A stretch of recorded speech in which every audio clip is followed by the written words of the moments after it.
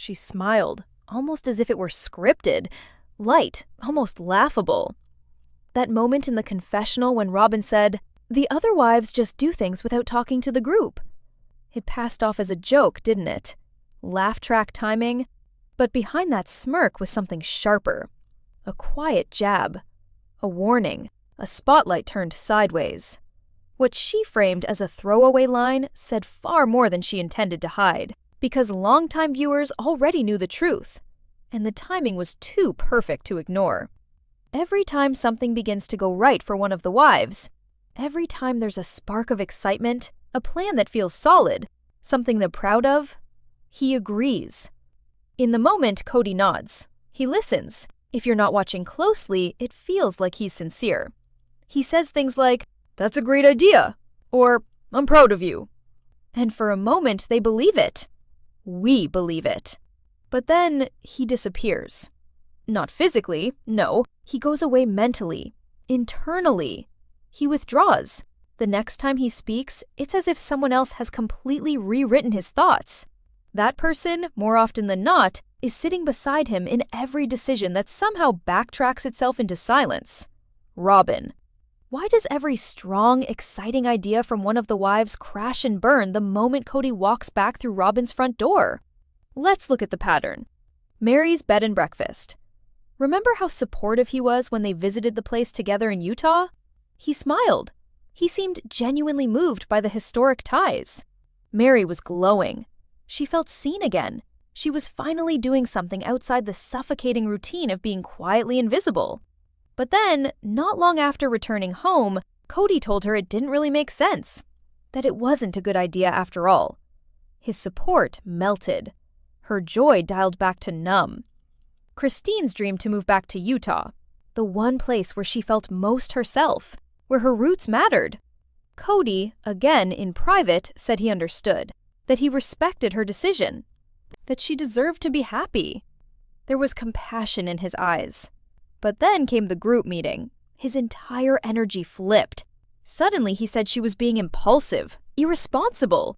He rehashed conversations they never even fully had.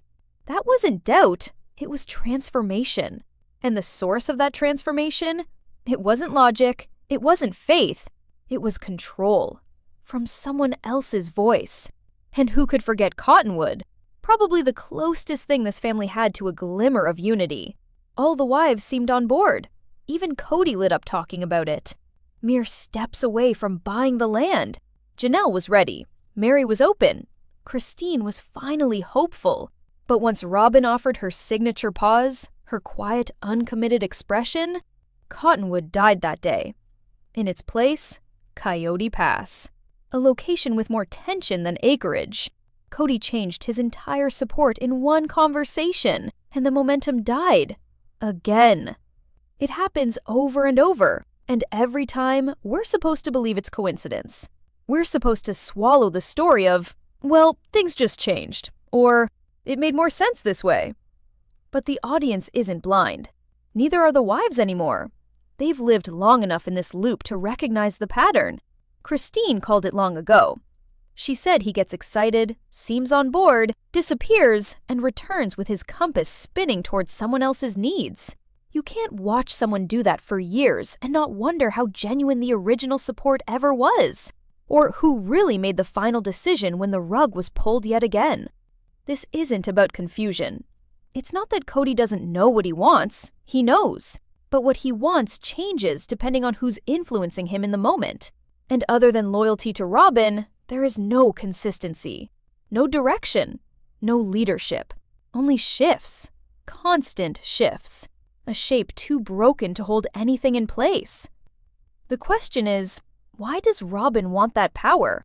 Why be the one constant voice that ends every other voice? And more importantly, what does she stand to lose if the system collapsed? If Kody ever decided to lead on his own terms? Because maybe, just maybe, the real reason every good thing dies in this family is because someone needs to be the only one standing when the dust settles. And she's been playing that game in plain sight. Only now, everyone's noticing. The wives aren't confused anymore. And the audience, they've been drawing their lines for seasons. But if you think this is where the tension stops, you haven't even begun to see what happens next. He has this habit.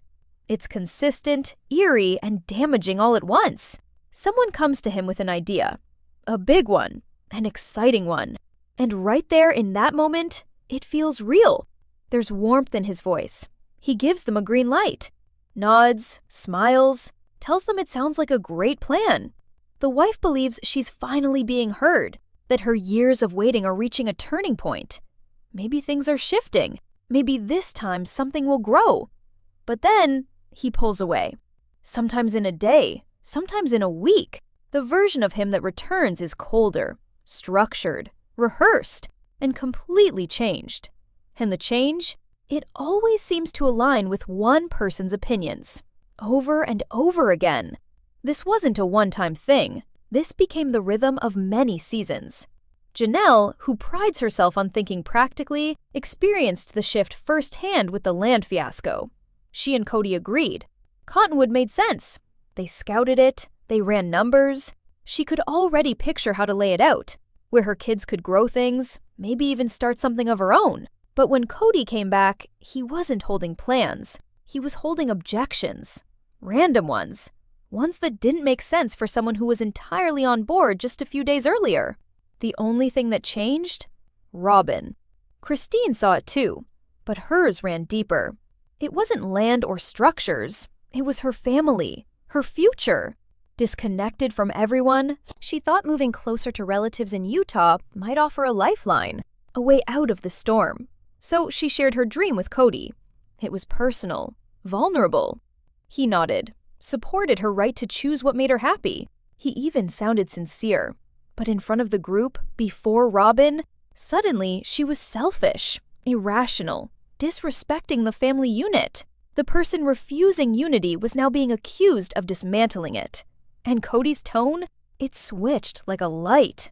Meri's story follows the same template. Her bed and breakfast wasn't a pipe dream. It was a serious business opportunity, a real investment, a connection to her heritage.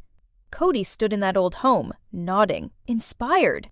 He said she lit up in a way he hadn't seen in years. But when he brought the idea back to the family, suddenly she was abandoning responsibility, withdrawing from the collective. The joy vanished. And for Meri, so did Kody's support. It's uncanny how exact the pattern is. He agrees in private, he disappears. He returns with silence, objections, or vague guilt trips. But none of it feels like it belongs to him. It's the same phrases, the same points, like they've been handed to him in a script. This isn't the behavior of someone simply changing his mind. This is someone being changed. And Robyn's confessional language only fuels the theory. She often speaks in a way that sounds innocent, soft, misunderstood. She'll say things like, "I don't know why they think this is my fault," or "I just want to be part of the family too." But then she slips. A sentence comes out that reveals far more than she realizes. That's not what we decided. We. Not Kody, not the family, we. And suddenly the room feels smaller, more controlled. She places herself both inside and outside at once. In the family for emotion, outside the blame when it suits her. The doublespeak is delicate, but it's deliberate. And for Janelle, Christine, and Meri, being on the other side of that narrative is like watching gaslight flicker so subtly, you start to doubt if it was ever lit in the first place. This isn't about petty rivalries. These are real lives, real homes, broken trust. And every time Kody switches gears, it causes more than frustration. It chips away at their sense of reality. It forces them to wonder if anything they were told was ever true, or whether decisions had already been made. Because at some point, patterns are no longer coincidences. They're choices. And the choice to pretend he leads while someone else pulls every string behind the curtain wasn't an accident. Someone wanted it that way. And now that the wives finally see it, things are unraveling faster than he can control. But the question is no longer who's controlling the story. The question now is who still believes in the one being told. She didn't say it lightly. When Christine brought up the idea of moving back to Utah, there was hope in her voice. Not fantasy, not recklessness. Hope. Real, grounded hope.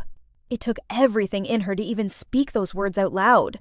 She had kept it in for so long, making do, holding on for everyone else's sake. But she missed home. Not just the place, but who she was before. Her old self was calling. And finally, Christine answered it. She approached Kody with such care. It wasn't a demand. It wasn't drama.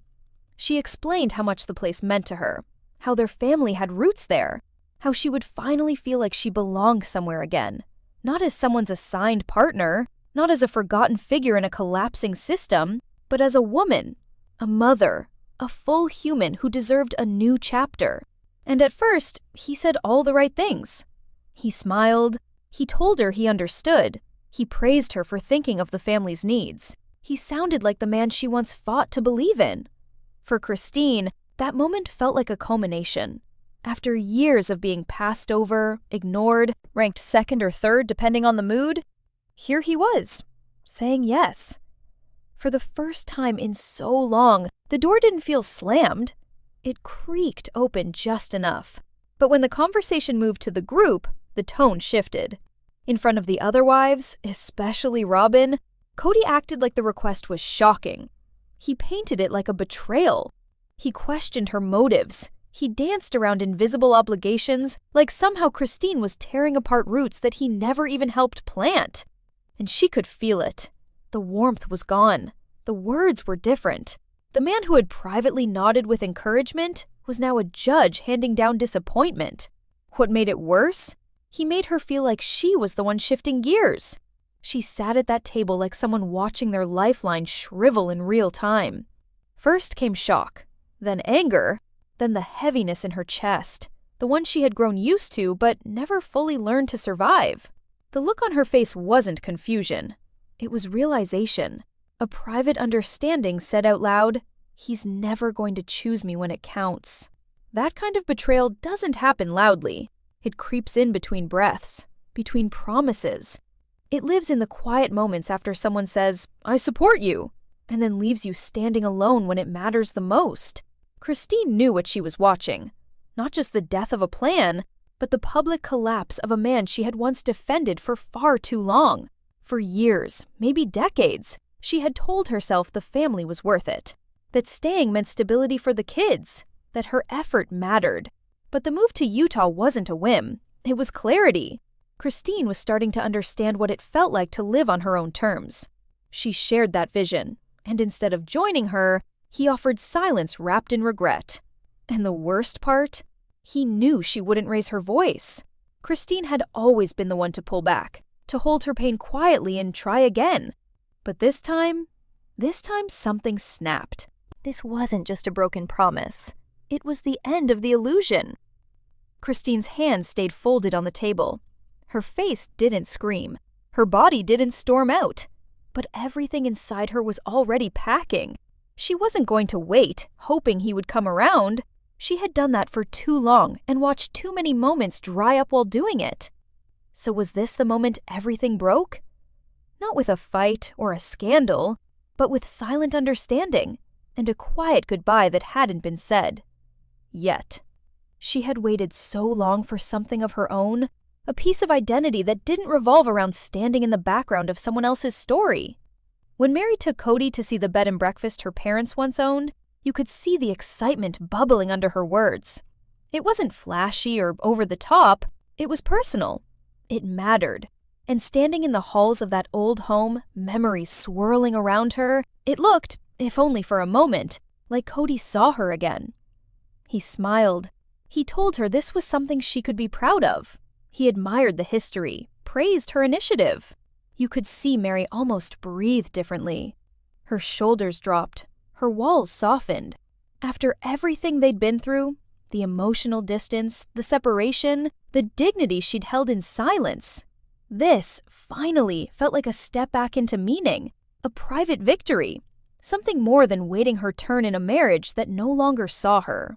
But the warmth didn't survive the drive home, because when he returned, not to her home, but to Robyn's, the support evaporated. The tone shifted. His backing was replaced with concern, and then criticism. Suddenly, the B&B didn't align with the family. Or it was pulling resources. Or perhaps Meri's time should be spent elsewhere. It wasn't direct rejection. Kody rarely did that outright. It was something worse, the slow erosion of certainty. Meri watched the door of opportunity close behind her. Again, and she said almost nothing because she had learned not to expect follow-through. What does it do to someone when every dream becomes a gesture that gets dismissed? When your most meaningful choices are listened to on location but discarded the minute they're out of sight of a camera lens? It tells you one thing, that your place in this family is simply symbolic, that your pain, your growth, your effort, none of it carries consequence. And that's what this was for Meri. Not just rejection, but erasure. Again. She didn't fight back. She didn't argue on camera. But you could feel her slipping away. Not in rage, in retreat. The woman who once tried to assert herself after the catfish incident, the woman who welcomed Robyn into the home under the vision of unity, started to fade. Quiet resignation became her entire posture. And that's when the psychological shift became obvious. Meri stopped showing up, not just physically, but emotionally. Her voice in family decisions went from low to silent. Her presence shifted to background footage. Her confessional scenes lacked passion, not because she didn't have feelings, but because she stopped seeing the point in expressing them. When a person has been steadily ignored for long enough, there comes a time where they don't even feel the impulse to explain anymore. That bed and breakfast wasn't just a location. It was the last thing Meri asked for with hope. And afterward, she didn't seem to ask for anything again. And what's worse, there was never a formal goodbye. No acknowledgement, no apology. Kody didn't sit with her and say the words out loud. He let distance speak for him. And the message was clear. Her importance ended long ago. All that remained was her image. She wasn't a wife anymore, wasn't a partner, only a relic of what once was. And when she finally received her spiritual release, it wasn't a grand escape like Christine's. It was a funeral for a marriage that had already been buried in silence. But maybe the death didn't happen at the church. Maybe it happened in an old house in Utah, where Meri stood glowing with the past, and Kody smiled, only to walk away holding a promise he had no intention of keeping. For a fleeting moment, it looked like progress. Cottonwood wasn't just another piece of land, it was potential, a rare flash of agreement in a family known more for fractures than unity. The wives stood on that property, breathing in the air like maybe, just maybe, this future wasn't going to be as hard as the past had been. Kody smiled. He seemed energized. He listened to their feelings, nodded with understanding, even pulled out sincere phrases that landed like hope. For once, the path looked solid. Janelle was already making mental plans. Where to build, where the gardens might go, how she could finally root herself somewhere that was hers. Meri quietly approved, giving her nod of consent without overstepping. This wasn't chaos. This was calm. And Christine, for that brief heartbeat, had reason to believe that maybe her vision of a shared life still had room to grow. Then came the silence. No announcement, no explanation. Just one casual mention here, one muttered deflection there, and suddenly, Cottonwood was no longer on the table, gently erased. No firestorm, no fight, just gone. In its place, Coyote Pass, a rocky, uneven expanse that carried none of the warmth or shared enthusiasm. And the wives, all of them, stood in confusion, waiting for reasons that never came. They looked to Kody like maybe he would walk them backward through the decision, unpack how they went from coordination to chaos. But there was no story, no logic, only distance. What happened in between? What turned that sure thing into another untraceable loss? Nobody said Robyn's name out loud. They never had to, because by now, the pattern was too familiar. Kody doesn't push back on her preferences. He doesn't question why her discomfort quietly calls off entire projects without so much as a conversation. And as usual, she didn't yell or demand. She didn't argue on camera. She simply wore that same old expression, a subtle, quiet disapproval. And that, somehow, was enough to dominate the entire course. And while the Cottonwood dream fell soundlessly to the floor, Robyn got exactly what she wanted, without lifting a visible finger. It wasn't a victory strut. It was worse. It was the kind of win that comes from knowing you won before the game even started. Janelle's frustration turned inward. Christine withdrew again. Meri barely blinked. Resentment didn't boil over. It just settled into place, cement-like, filling every pause in conversation, every glance across the table, every sigh that no one dared let out too loudly. There was no meeting where Kody addressed the change. No sidebar where he explained the shift. He moved forward like those previous conversations never existed, like Cottonwood had always been a fantasy. And the way he carried that change, so casually, without accountability, was its own sort of betrayal. Because it showed them all one thing: he doesn't forget their plans. He replaces them. And replacements don't need to make sense. They just need approval from one person. The collapse of Cottonwood wasn't a logistics issue. It was a signal, a reminder that the appearance of consensus means nothing when the final voice belongs only to one wife. And the rest are just spectators in a show they used to co-write. So this wasn't about land. It was about truth. Not the one Kody speaks when he's surrounded by cameras, the one he obeys when decisions are made in someone else's living room. And if anyone still thought he was leading this family, Cottonwood was the proof that blew that lie straight to the ground. He didn't lead. He followed. Just not any of them. She cries easily. The confessional lights hit her, and her voice starts to tremble before a full sentence is finished. Robyn has built her role in this family on the image of someone too soft for conflict, too wounded to fight, and too overwhelmed to control anything. But when you strip away the tears, peel back the trembling lip and the camera-ready grief, you see what's underneath. It was never harmless emotion. It was strategy.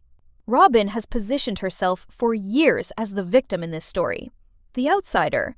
The newer wife who never fit in. The one who gets blamed no matter what. But that narrative, soft as it may sound, falls apart once you really watch the series beginning to end. Patterns emerge. Not just speech patterns, but choices, timelines, reactions. You begin to realize that she didn't just end up in the middle of a broken family, she helped build the conditions for that break. Let's go back. Even before she officially entered the family, secrecy surrounded her relationship with Kody. The other wives thought they were part of the story. They believed there was honesty, transparency, that courtship would follow the rules they all agreed mattered. Turns out, that wasn't the case. Robyn and Kody were meeting privately, having moments, shared promises, all while the rest of the family was being fed fragments. Remember the wedding dress? She bought it without telling any of the other wives, didn't invite them to be part of it. And then, when the issue exploded, her response wasn't remorse, it was outrage. She blamed Kody for not keeping her secret better. That moment could have been a turning point. She could have taken the hit, admitted the mistake, repaired the trust. But instead, she folded into the same performance she delivers so well, victimhood. And over time, it kept showing up, in exactly the same form. She doesn't get loud. She disarms. She weeps. She talks about how hard it is to be misunderstood, how all she wanted was a loving family, how she did her best, how people twisted her words. Viewers can see it play out in nearly every season. When confrontation surfaces, she doesn't engage directly. She dissolves, emotionally, crying on cue and shifting the tone into something that turns emotional confrontation into emotional guilt. It's textbook deflection. And somehow, Kody always takes the bait. He doesn't defend her with logic. He defends her like a man who's made a promise to believe her, no matter what. And so when the other wives raise questions or express hurt, he sees it as an attack on Robyn. Not a discussion, not an issue, an attack. And once that framing clicks into place, there's no longer space for other voices. Robyn says she doesn't want to cause division, but her presence in nearly every major disagreement lines up with someone else walking away from the table for good. The truth is, Robyn never operated from outside the system. She came in knowing the dynamics and immediately started shaping them. Her soft steps covered calculated ground. She wanted Kody's heart. She wanted emotional safety. But what she also wanted, whether she admits it or not, is priority. And she got it. Not by shouting, not by scheming in the open, but by playing the long game of poor me, while the people around her slowly realized their space was shrinking. Her crying fits? Not vulnerability. They just looked like it. But over time, they became the armor, the excuse, the closing line. Every time she starts to cry, conversations derail. Accountability evaporates. She doesn't answer pain, she competes with it. When Christine stood her ground, when Janelle expressed frustration, when Meri started drifting, Robyn responded with confusion, with sadness. She didn't ask how to help, she asked why everyone was hurting her. And maybe that's the most revealing part, because real victims ask how they contributed. But Robyn? She wants sympathy, without the story. Tears, without the explanation. And a family that conforms to her comfort, no matter what it costs. She stood in the doorway of her own house, one foot still inside the life she built, the other already reaching for freedom. Christian wasn't just leaving a marriage, she was stepping off a cliff with no promise of a soft landing. Everything she had invested, every year, every memory, every struggle she held quietly for the sake of the family, was packed up in boxes and left behind, like ghost stories that no longer deserved belief. This wasn't an impulsive exit. Christine had been breaking inside for years. But that day, looking at Kody without apology, she drew the line. He asked questions, threw accusations, blamed her for giving up. He dared to act surprised, even devastated, as if he hadn't been watching her spirit dim day after day, as if he hadn't been choosing one household more than all the others, as if his love hadn't become transactional the moment she stopped surrendering her identity. It wasn't an argument. It was a funeral for a relationship he hadn't touched in years. And she knew what this choice could cost her. Kody wasn't just the father of her children, he was the center link in a chain of interconnected relationships. She feared Truly and Isabel might lose siblings, that Robyn might turn her own children into strangers, that birthdays would become divided, holidays more about survival than celebration. She feared that her choice to save herself would be painted as selfishness. But she walked anyway, because the alternative was worse. A future where she stayed, silently unraveling, modeling to her daughters how to disappear without a sound. Choosing pain now was the only way to stop that legacy from continuing. And if that meant isolation, she was willing. If that meant being villainized, she was ready. Because Christine didn't want to be loved in fragments anymore. She wanted to be whole, even if it meant walking alone. The most painful piece wasn't leaving the man she had once dreamed of growing old with. It was the stillness in the faces of the other women while she did it. Janelle, her closest ally, offered quiet support, but no public defense. Meri, locked in her own emotional wilderness, hardly responded. And Robyn, the one who always claimed to care about unity, watched from the sidelines, asking why Christine didn't try harder. The silence rang out louder than any insult ever could. Christine didn't need applause. She didn't want a parade. But what she deserved was the recognition that she had fought long enough.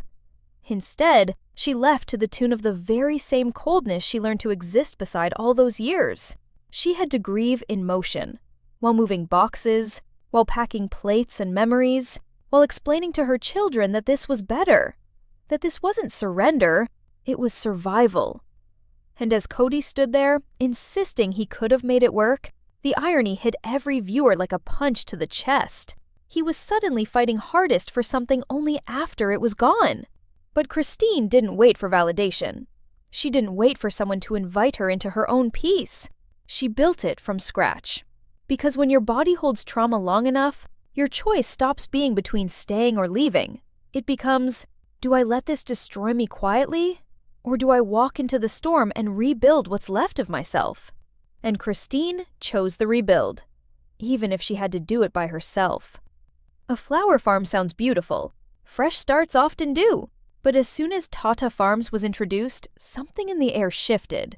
Not because anyone doubted the intention, but because we've seen this movie play out in the Brown family too many times before. Big dreams, big energy, big plans. And then nothing. Over and over again, ambition gets paraded like it's the solution, right until the practical work begins. And then it all goes silent. Janelle talked about the farm with a sense of clarity we hadn't seen in a long time. She wanted direction. She wanted independence. This wasn't about escaping Kody. It was about never needing to ask him again. She had pulled her strength to the surface and was trying to build something real. Maddie joined with her own kindling enthusiasm, painting a vision of a family-run business, of legacy passing from mother to daughter. On paper, it all clicked. But then you remember my sister wife's closet, the gym dreams, real estate plans, so many ventures that seemed bold in concept until reality demanded commitment.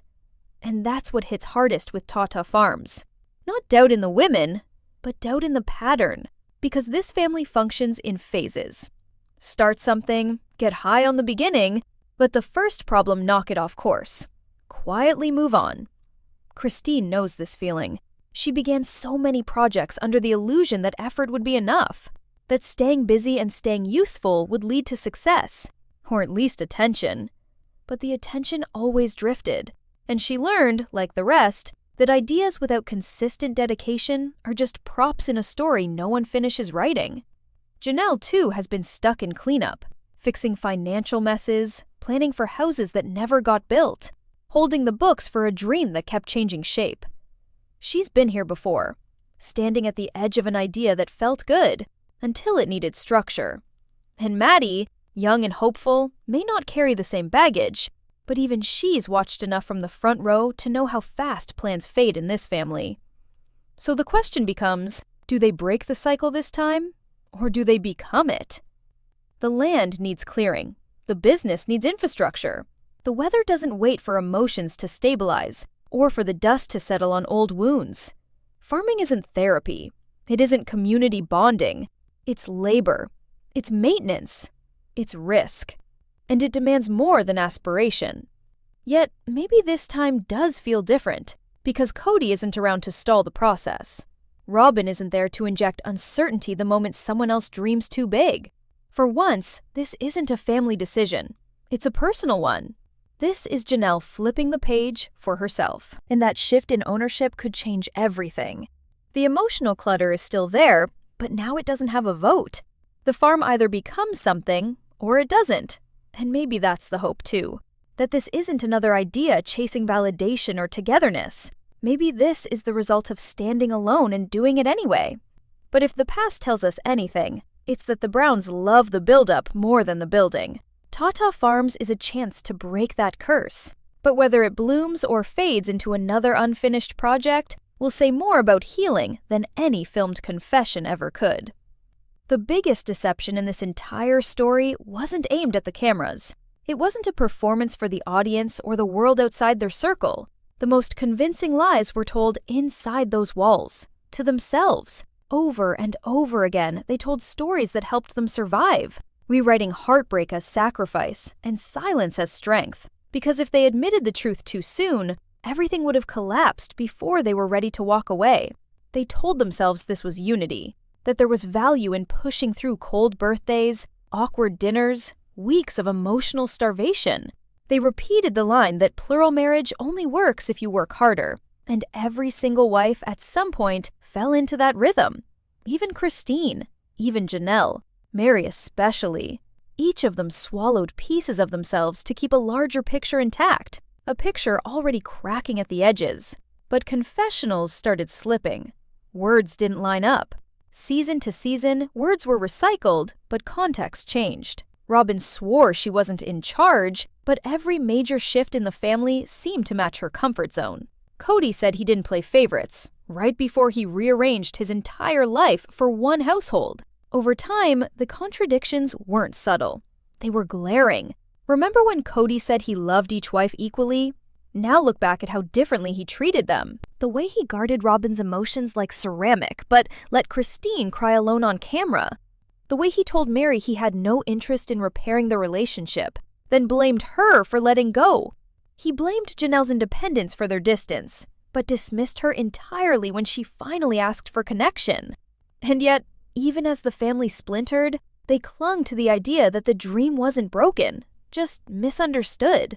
They used faith as a shield, accountability deflected in the name of eternal principles. When Christine left, the focus wasn't on her heartache. It was on whether she followed the rules of leaving, as if God's protocol was the real victim. The same faith that had been quietly neglected for seasons suddenly became the yardstick of judgment once someone chose freedom.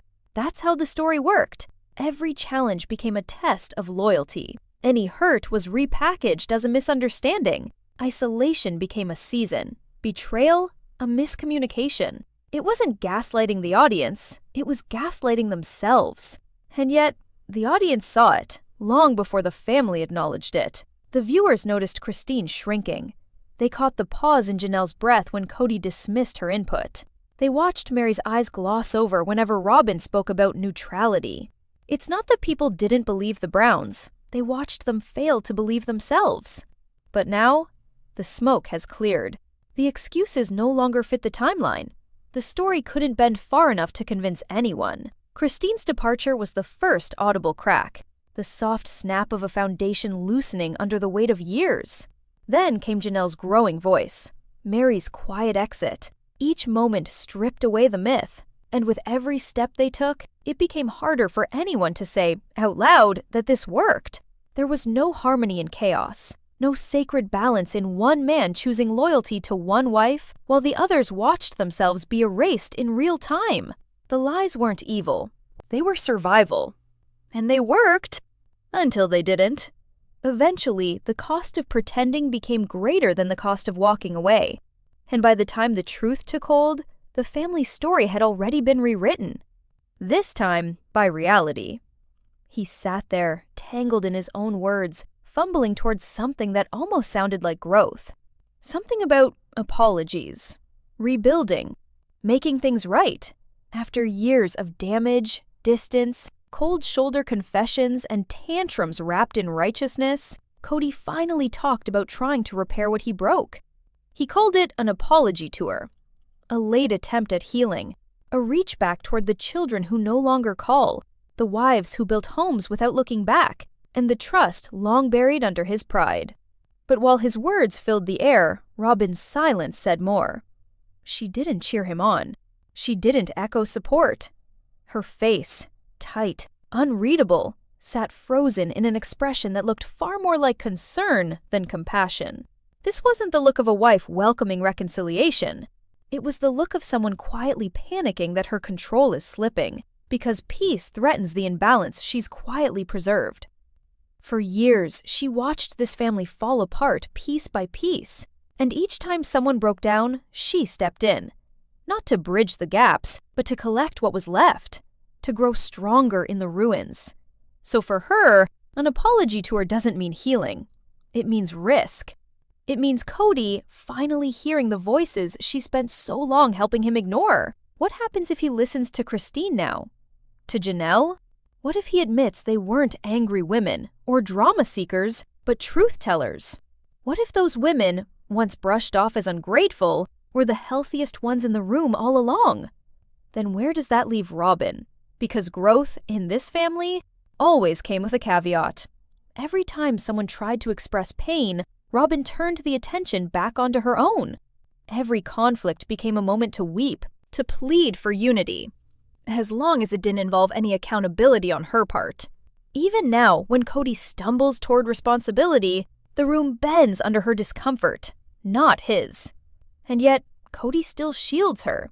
He still twists the narrative to protect her image, even when it means standing there with broken pride, apologizing into a void, because his love for Robyn may be the last real commitment he knows how to keep, even if it keeps him fenced off from his own children, even if it builds invisible walls between him and the women he once called soulmates. But no wall was tighter than the one Christine climbed over. Her departure was the spark, the match that hit dry ground, long before Janelle found her voice, long before Meri hit silence that echoed louder than words. Christine made the impossible possible. She didn't leave like someone running. She left with direction, with planning, with her head high and her words clear. Her walk away wasn't a rejection of faith or family. It was a demand for worth. And every wife who left after, whether in fire or silence, followed the stretch of road she carved first. Now, for the first time in years, Kody is the only man in a plural marriage with no plural left. And the one wife who remains doesn't want unity. Not really. She wants stillness. A life without the challenge of other voices, other needs, other truths. But it's too late. The script has changed. The audience no longer hears just tears. They hear the silence of those who've stopped performing. And that silence speaks louder than ever. This isn't a family growing back together. It's a story ending exactly as it was lived. Complicated, painful, and finally honest. And somewhere in that rubble, the women who walked away aren't asking for validation. They already earned it. So now, I want to hear what you would ask if you could sit face to face with any one of them. Christine, Janelle, Meri, even Robyn. What's the one question you'd want answered? Drop it in the comments. I'm reading every one.